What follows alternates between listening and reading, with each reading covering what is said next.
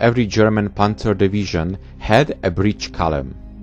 First, it was a part of the Pioneer Battalion, but from January of 1942 they became independent. They were responsible for the transportation of the bridging equipment with a small number of personnel. The entire column had 2 officers, 11 NCOs and 69 men in 2 platoons. It was actually an equipment unit which transported and maintained the bridge parts. The Pioneer Battalion and in some cases infantry companies had to deploy forces to build the bridge itself. Bridges are usually made up of a fixed section and a floating section.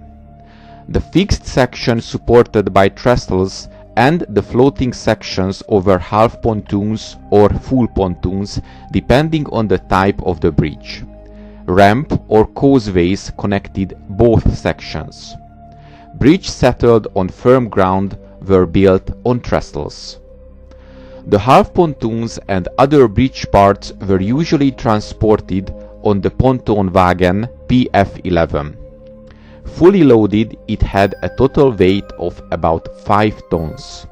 These cars were usually pulled by heavy half-tracks.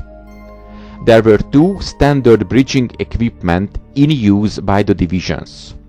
The Brückengerät K was the standard bridge of the armored engineers. It had only 4 large pontoons. The official maximum capacity was a 16-ton load. This bridge could support tanks and other armored vehicles. The Brückengerät B was the general pontoon bridge using a flatbed superstructure on steel pontoons and having a maximum load of 20 tons in most of its forms. It was sometimes allocated to armored divisions in addition to Brückengerät K for special tasks. Using half and full pontoons, various combinations of ferries could also be built using large outboard motors.